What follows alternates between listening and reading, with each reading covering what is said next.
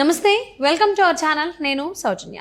Christmas సందర్భంగా CM Jaganmohan Reddy పులివెందులలో పర్యటించడం జరిగింది. సో దాంతో ఆయన సీన్ అంటే ఆయన సిచ్యువేషన్ ఎలా ఉంది ఏంటి, రాబోయేటువంటి రోజుల్లో ఆయన ఎలాంటి పరిస్థితులు ఎదుర్కోవాల్సి వస్తుంది దానికి సంబంధించి ఆయనకి క్లారిటీ వచ్చినట్టుగా తెలుస్తుంది. ఇందుకే ఏం క్లారిటీ వచ్చింది, అక్కడ ఏం జరిగింది, ఏం జరగబోతోంది, ఈ అంశాలకు సంబంధించి మనతో మాట్లాడడానికి, వారి విశ్లేషణని మనతో పంచుకోవడానికి ఈరోజు మనతో పాటు ఉన్నారు senior journalist, senior political analyst CS Rao గారు ఉన్నారు. వారితో మాట్లాడదాం. నమస్తే అండి. నమస్తే సౌజన్య. అంటే సీఎం జగన్మోహన్ రెడ్డి గారికి అసలు ఈ క్రిస్మస్ సందర్భంగా పులివెందుల పర్యటించినప్పుడు ఆయనకి అప్పటి సిచ్యువేషన్ ఏంటి, రాబోయేటువంటి రోజుల్లో ఆయన సిచ్యువేషన్ ఎలా ఉండబోతుంది, ఎలాంటి సిచ్యువేషన్స్ ఆయన ఎదుర్కోవాల్సి వస్తుందని దానికి క్లారిటీ వచ్చింది అన్నట్టుగా వార్తలు వినిపిస్తున్నాయి. అసలు అక్కడ ఏం జరిగింది, ఇంకేం తెలిసింది, అసలు ఏంటి? ఒకటేంటంటే ఆయన 3 రోజుల పాటు కడప జిల్లాలో పర్యటనకి వెళ్ళారు. క్రిస్మస్ సందర్భంగా ప్రతి ఏడాది వెళ్ళినట్టే ఈ సంవత్సరం కూడా ఆయన వెళ్ళారు. అక్కడికి వెళ్ళినటువంటి సందర్భంగా పులివెందుల్లో చర్చి ఉంటుంది. ఆ చర్చిలో ప్రార్థనలు చేస్తూ ఉంటారు. క్రిస్మస్ సందర్భంగా ఈ సంవత్సరం కూడా ప్రార్థనలు చేశారు. అయితే ఇక్కడ మిస్ అయినటువంటి అంశం ఏంటంటే షర్మిలా ఫ్యామిలీ అక్కడ కనిపించలేదు. సో అక్కడ విజయం వచ్చారు, అలాగే జగన్మోహన్ రెడ్డి సతీమణి, అలాగే మిగతా బంధువులు వీళ్ళందరూ వచ్చారు. అక్కడ చర్చిలో ప్రతి సంవత్సరం లాగానే ప్రార్థనలు అవన్నీ చేశారు. అయితే అట్ ద సేమ్ టైం ఈ సంవత్సరం హైలైట్ పాయింట్ ఏంటంటే ఆయన అక్కడ కడప చేరుకున్నటువంటి రోజే క్రిస్మస్ శుభాకాంక్షలు తెలుపుతూ లోకేష్కి ఒక గిఫ్ట్ పంపించారు షర్మిల. సరిగ్గా ఆ పాయింట్ దగ్గరే రాజకీయాలు మొత్తం కూడా టర్న్ అయ్యాయి. సో రాజకీయాలు అనేకమైనటువంటి మరుపులు తిరిగాయని చెప్పేసి చర్చ జరుగుతున్నటువంటి క్రమంలో అసలు ఏం జరుగుతుంది రాజకీయాల్లో కడప బేస్ చేసుకొని అనేది కనుక మనం విశ్లేషణ చేసుకుంటే, కడపలో 3 రోజుల పర్యటన సందర్భంగా జగన్మోహన్ రెడ్డి అక్కడికి వెళ్ళినప్పుడు గతంలో వచ్చినటువంటి స్పందన ఈసారి కనిపించలేదు అనేది ఒక వర్షన్ వినిపిస్తుంది. సో పైగా ఆయన బారికేడ్లు సొంత జిల్లాలోనే, సొంత ఊర్లోనే బారికేడ్లతోటి ఆయన కార్యక్రమాలకి అటెండ్ కావడం జరిగింది. సో ఆ బారికేడ్ల నడుమ ఆయన వెహికల్స్ వస్తుంటే చూడటానికి వచ్చేటువంటి జనాలు గతం కంటే కూడా ఈసారి ఎక్కువగా లేరు అనేది మరొకటి అనిపిస్తుంది. ఎందుకు అంత బారికేడ్లు ఏర్పాటు చేసుకొని అంత రక్షణ తీసుకోవాల్సి వచ్చింది సొంత కాన్స్టిట్యున్సీలో, సొంత నియోజకవర్గంలో అని అంటే, గతంలో వెళ్ళినప్పుడు కూడా లాస్ట్ టైం విజిట్ చేశారు ఆయన. అంటే క్రిస్మస్ సందర్భంగా కాకుండా పులివెందుల నియోజకవర్గానికి వెళ్ళారు.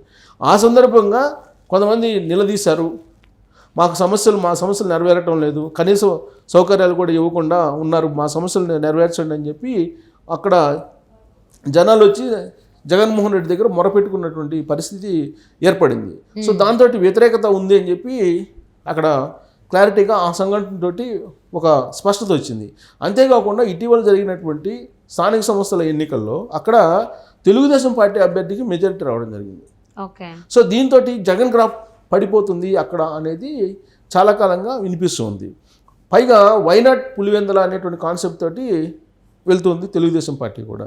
సో వైనాట్ పులివెందుల అనే కాన్సెప్ట్ తోటి వెళ్తూ ఇప్పుడు అక్కడ మాజీ మంత్రి వివేకానంద రెడ్డి మర్డర్ కేసుకు సంబంధించి దాదాపుగా 2019 ఎన్నికల ముందు నుంచి ఇప్పటి వరకు దాని మీద విచారణ జరుగుతూనే ఉంది. కొన్ని వందల మందిని సిబిఐ విచారించింది. అయినప్పటికీ కూడా ఒక కొలిక్కి ఆ కేసు ఇంకా రాలేదు. అయితే సిబిఐ ఛార్జ్షీట్లు ఏంటి, జగన్మోహన్ రెడ్డి అండ్ కో ఈ గొడ్డలి వ్యవహారం నడిపారు. సో ఆ హత్య వెనుక జగన్మోహన్ రెడ్డి అండ్ కో ఉన్నారనేది సిబిఐ తన ఛార్జ్షీట్లో పొందుపరిచినటువంటి అంశం.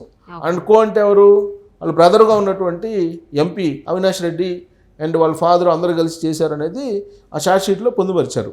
సో అప్పటి నుంచి 2019 నుంచి విచారణ జరుగుతూ వస్తున్న క్రమంలో ఇప్పుడు సిబిఐ ఛార్జ్షీట్ వేసింది కాబట్టి నిర్ధారించారు సిబిఐ ఛార్జ్షీట్లో ఖచ్చితంగా తాడేపల్లి నుంచి వచ్చినటువంటి కొన్ని సంకేతాల ప్రకారం, తాడేపల్లి నుంచి వచ్చిన సంకేతాలు, అలాగే అవినాష్ రెడ్డి యొక్క కదలికలు, వీటన్నిటిని పసిగట్టినటువంటి సిబిఐ ఇది పొలిటికల్ మర్డరు అనేటువంటి అనుమానం వ్యక్తం చేస్తూ వాళ్ళు ఛార్జ్షీట్ దాఖలు చేశారు.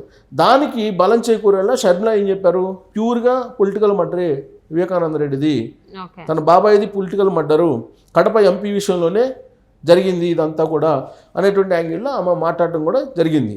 సో పైగా డాక్టర్ సునీతారెడ్డి ఎవరైతే వివేకానంద రెడ్డి కుమార్తె ఉన్నారో ఆమె సుప్రీంకోర్టులో పోరాడుతూ ఉన్నారు. మర్డర్ వెనక ఎవరున్నారో తేల్చండి అని చెప్పి ఆమె పోరాడుతూ ఉన్నారు. సో సిబిఐని కూడా ఆమె కోరుతూ ఉన్నారు, మీరు మర్డర్ వెనక ఎవరున్నారనేది తేల్చండి అని చెప్పి. ఈలోపుగానే మళ్ళీ ఇప్పుడు తాజాగా చూస్తే కనుక స్థానిక కోర్టులో సునీత అలాగే వాళ్ళ భర్త రాజశేఖర రెడ్డి ఇద్దరికి సంబంధించి కేసు పెట్టి సిబిఐ చేత విచారణ చేయించాలి అని చెప్పి చెప్పడం జరిగింది. సో ఇంకోటి ఏంటంటే అక్కడ ఎవరైతే పోలీసులు ఉన్నారో వాళ్ళు సిబిఐ సంబంధించిన ఆఫీసర్ మీద కూడా కేసు పెట్టారు. ఓకే, ఎందుకు? కడప పోలీసులు. సో అంటే వీళ్ళని విచారించండి అని చెప్పి, వీళ్ళని విచారించాలని చెప్పి కడప పోలీసులకి కోర్టు కూడా ఆదేశాలు జారీ చేసింది, అంటే రివర్స్లో. సో దీంతో కోర్టులోనేమో సిబిఐ ఏమో అవినాష్ రెడ్డి అనుకో చేశారు, దీనికి తాడేపల్లి వ్యవహారం నడుస్తుంది దీని వెనకని సిబిఐ ఛార్జ్షీట్లో పొందుపరిచింది. ఇంకొక వైపు ఏమో కడప పోలీసులు ఏం చెప్తున్నారు, కడప పోలీసులు ఆ కోర్టు నుంచి ఇచ్చినటువంటి ఆదేశాల ప్రకారం వీళ్ళ మీద కేసు కట్టి విచారించాలంటే దాన్ని సవాల్ చేస్తూ ఆమె హైకోర్టుకి సుప్రీంకోర్టుకి సునీతారెడ్డి ఫైల్ చేసి పిటిషన్ వేశారు. సో అది న్యాయస్థానంలో నడుస్తుంది. ఈలోపు ఒక రాజకీయపరమైనటువంటి అంశాలు, రాజకీయపరమైన పరిణామాలు జరిగాయి. ఏం పరిణామాలు అని అంటే కడప ఎంపీగా రాబోయేటువంటి రోజుల్లో పోటీ చేయడానికి షర్మిల సిద్ధమవుతున్నారు. ఆ క్రమంలోనే క్రిస్మస్ సందర్భంగా లోకేష్కి ట్వీట్ చేసి శుభాకాంక్షలు తెలియజేశారు అని చెప్పి ఒక వర్షం వినిపిస్తుంది.